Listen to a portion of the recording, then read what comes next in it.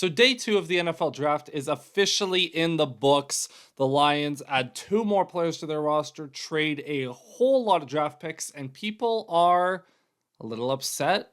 The reviews on Brad Holmes are a little mixed, as they are every year in the draft, because people will never learn to simply trust this man after the years of experience, like the 4 bodies of work that he's put together to turn this team into a championship contender. People still doubt. But we're going to talk about it today. So, first things first, before round 2 even started, the Lions exercised the 5th-year options on both Aiden Hutchinson and Jameson Williams. Now, yesterday, Brad Holmes talked about the fact that Jameson Williams, the trade rumors that came out, there was no truth to them. It was just other execs around the league speculating, as sensible Lions fans knew.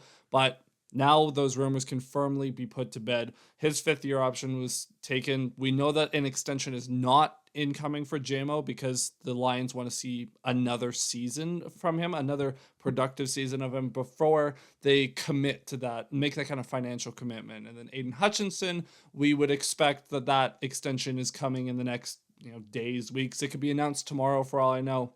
There will be an extension at some point for Hutch. So those are the off-field things. And then before the draft, Kirby Joseph was also extended. He was made the highest paid safety in the NFL, which on a 4-year deal, it was like $86 million.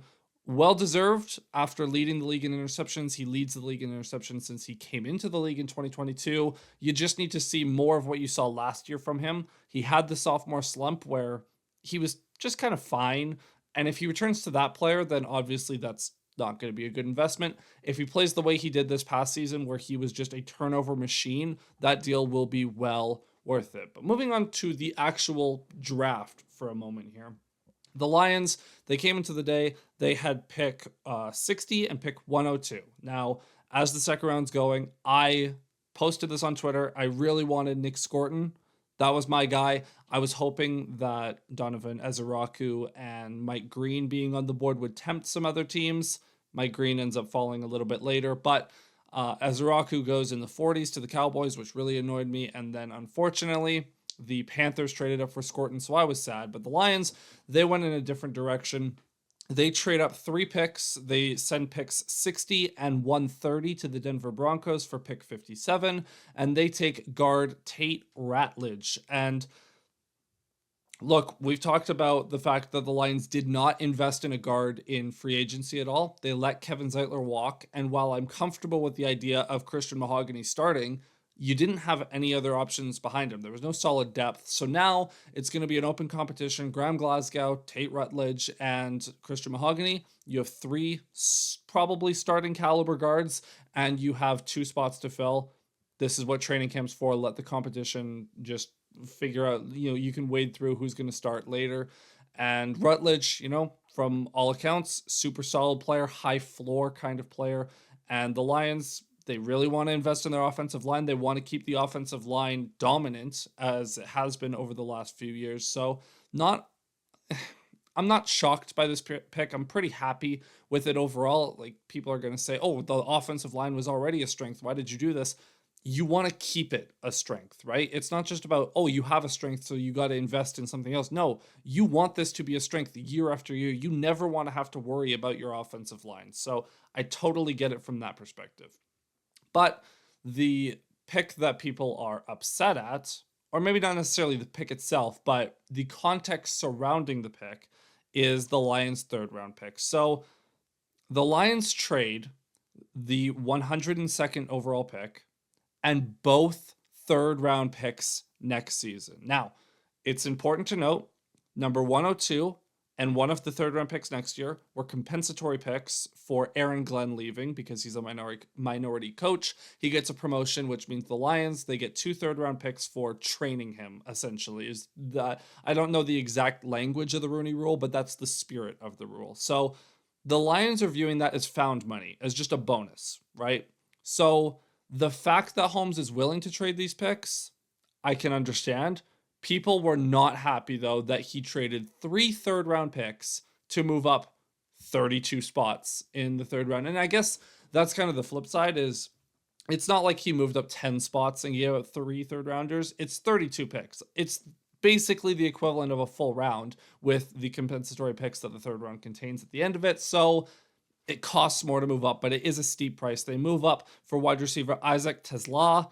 Now, first of all, I'm upset that his last name is not pronounced TeSlaa because that'd be funnier, but he is a huge wide receiver. He's like 6'4", 220 some pounds, 230 pounds, and he runs a 4.42, 4.43. Super athletic profile. Didn't have the most production at Arkansas, but he doesn't need to be effective right away. He'll be the wide receiver 4 this year. He is your long-term X. This year it'll be Tim Patrick, who you know is super steady, but that's a 1-year deal. So now TeSlaa will theoretically in 2026 and beyond be your big X receiver, and he has legit athletic upside as well. So there's a pretty good chance that he develops into a very solid starting caliber player. Again, you don't need him to be a superstar, you just need him to be solid. So I trust Brad Holmes here.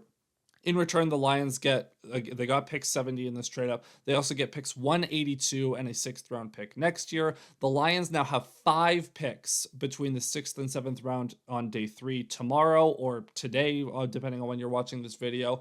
So I doubt the Lions make all those picks. I expect Brad Holmes to be active moving up to the 5th, 4th round just to maybe get another, maybe get an edge in general, maybe get another defensive lineman in general, maybe a safety. The Lions still need a third safety now that Afatu Melafon was no longer here. There's a lot of different directions the Lions can go. But the other thing that we have to talk about is the fact that the Lions did not take an edge so far in this draft. Days 1 and 2, not a single edge. And people are mad about that because, you know, the primary need on this team is another edge rusher. And the one defensive lineman they took, Tyleik Williams, isn't a pass rusher. The Lions view him similarly to Aleem McNeil, but Tyleik is more of a run defender, at least at this point. We have no idea how he'll develop long term, but for this year, it seems like the edge rotation is going to be pretty similar. I would imagine they maybe circle back to Zadarius Smith at some point based on how the draft has turned out. It just, the board didn't fall the way they wanted. Now, Brad Holmes confirmed there was an edge that they liked, that they wanted to trade up for in the 2nd round. They just couldn't make a deal happen based on the edges that went. I'm assuming that is either Ezeraku or Nick Scorton based on the kind of edges that we know they like. It's a shame they couldn't work anything out, but at the end of the day, the Lions are happy with the picks that they made.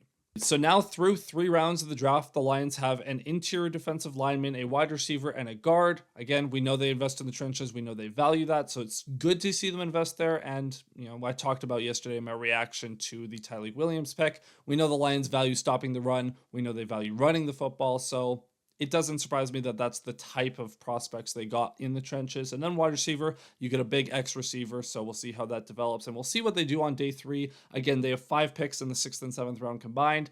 There's no way they make all those picks, so I imagine they'll trade up at least into the 5th or maybe higher in the 6th, but I definitely expect Holmes to be active once again. Wouldn't be shocked if this is the kind of draft class where the Lions come out with 5 players instead of, 7 or 8. It's just not like they value having better players than just as many dart throws as possible. And this is a contending team, so there's not as many spots on the roster to compete for.